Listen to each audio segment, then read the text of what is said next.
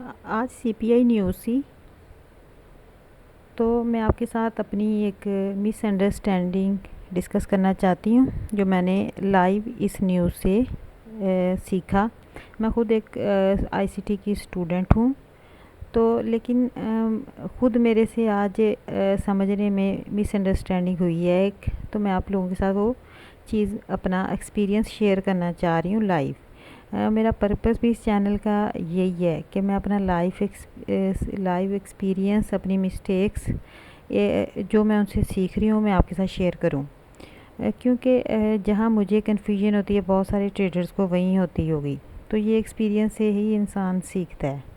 अभी आप देखें, आज न्यूज़ आई तो मैंने लेवल निकाले हुए थे कि सेल टारगेट करेगा इस जगह से। यहाँ पर क्यों? क्योंकि ये 4H का ब्रेकर ब्लॉक था यहाँ पर, तो मार्केट इसे टारगेट करेगी। ये तो मेरा जो था जजमेंट ठीक थी। मार्केट ने इसे टारगेट किया और 100 पिप्स दिए, मैंने ट्रेड ली, मुझे प्रॉफिट हुआ। लेकिन एक मेरी जजमेंट ये थी कि मार्केट हो सकता है नीचे रिट्रेसमेंट करने आए और फिर ऊपर जाए। मेरी एक जो मुझसे मिसअंडरस्टैंडिंग हुई है वो मुझे था कि ये नीचे यहाँ एक H1 का FVG था या ये ऑर्डर ब्लॉक है, मार्केट हो सकता है इसको रिट्रेस करे और फिर ऊपर जाए। लेकिन मार्केट डायरेक्ट ऊपर गई है यहीं से। जब न्यूज़ आई है उस टाइम मार्केट इस जगह पे थी, तो मार्केट ने रिट्रेस नहीं किया, यहीं से बाय चली गई। तो इसकी क्या रीज़न है कि मार्केट रिट्रेस करने नहीं आई? तो यहाँ मैंने आपको बहुत अच्छा एक हिंट, एक टिप देना है। ये बात मैंने बहुत दफ़ा नोट की है और ये बहुत इम्पॉर्टेंट है। ये आज मुझसे फिर मिस्टेक हुई है, ये मैं यही कहूँगी अपने लिए। क्योंकि मैं भूल गई। मैंने ये बहुत दफ़ा एक्सपीरियंस किया है। आपने ना H4 की कैंडल को भी, H4 की ट्रेंड लाइन को भी ज़रूर लगाना है, चेक करना है उस टाइम। ये देखें, H4 की जब आप ट्रेंड लाइन लगाएं तो देखें इसका वन टच, सेकंड टच और मार्केट इस टाइम थर्ड टच पे थी, ठीक है। और मार्केट मुसलसल इस ट्रेंड लाइन से रिजेक्शन ले रही थी। ये चीज़ तो मार्केट का बनता नहीं था कि वो नीचे रिट्रेस करने आएगी। मार्केट इस ट्रेंड लाइन से डायरेक्ट बूम की है। ये रिट्रेसमेंट इसकी यहाँ से बनती नहीं थी। क्यों? क्योंकि मार्केट ट्रेंड लाइन पे थी और उस पर रिजेक्शन ले रही थी। मार्केट इसीलिए यहाँ से बूम गई है सीपीआई में। और अगर आप मूविंग एवरेज लगाएं, ये एक मूविंग एवरेज है 44, उसका रिज़ल्ट कंफर्मेशन बहुत अच्छी होती है। आप उसको भी ट्राई करें, मुझे तो वो बहुत ज़्यादा पसंद है अपने एनालिसिस में। उसकी सपोर्ट मैं अक्सर कंफर्मेशन के लिए लेती हूँ 44। तो यहाँ जाके हम इसका वो कर लेंगे, सेटिंग करेंगे 44। ये देखें, अभी ये 44, ये मूविंग एवरेज, हम मूविंग एवरेज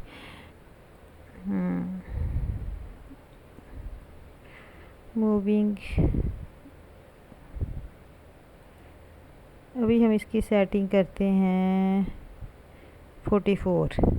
ये इसका रिज़ल्ट बहुत अच्छा है। आप भी इसको अपने एनालिसिस में कंफर्मेशन के लिए यूज़ कर सकते हैं। अभी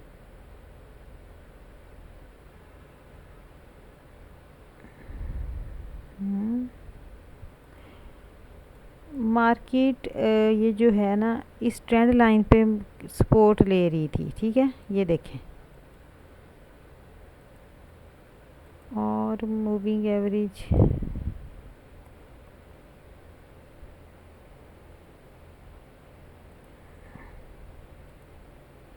ये देखें, ये जो मूविंग एवरेज है ना 9, आप देखें मार्केट इस पे भी सपोर्ट ले रही थी 4H में, इसी जगह मूविंग एवरेज 9 मूविंग एवरेज है। एक तो मार्केट सीपीआई में आज यहीं से बूम गई, नीचे रिट्रेस करने क्यों नहीं आई? क्वेश्चन ये है।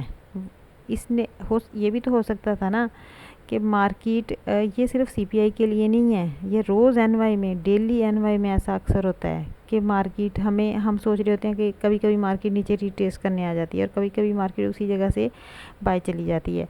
तो उस वक्त आप अगर कन्फ्यूजन में हो, आपको समझ नहीं आ रही कि मार्केट यहाँ से बाय चली जाएगी या रिट्रेसमेंट करने थोड़ा नीचे आएगी, तो आप लोगों ने इस चीज़ को जजमेंट करना है। उस वक्त आप लोगों ने ट्रेंड लाइन ज़रूर H4 की ड्रा करके देखनी है कि H4 की जो ट्रेंड लाइन है, मार्केट अगर उससे उस टाइम उस पर सपोर्ट ले रही है, जैसे 1 2 इस मार्केट इस इधर NY में अगर सपोर्ट ले रही है किसी भी दिन और रिजेक्शन ले रही है और वहाँ पर H4 की ट्रेंड लाइन भी है, तो मार्केट अक्सर वहाँ पर रिट्रेस करने नहीं आती, वहीं से बाय निकल जाती है। आज भी यही हुआ। आज ये मेरी मिस्टेक है कि मैं इसे समझ नहीं सकी, क्योंकि मैं ट्रेंड लाइन लगाना भूल गई थी 4H में। ये H4 में आप ट्रेंड लाइन ज़रूर लगा के देख लिया करो NY सेशन में एंट्री से पहले, कि मार्केट अगर 4H की ट्रेंड लाइन पे उस टाइम रिजेक्शन और सपोर्ट ले रही है तो उस वक्त आपको अच्छी बाय या सेल मिलने वाली है। और मूविंग एवरेज भी आप लगा के कंफर्मेशन ले सकते हैं।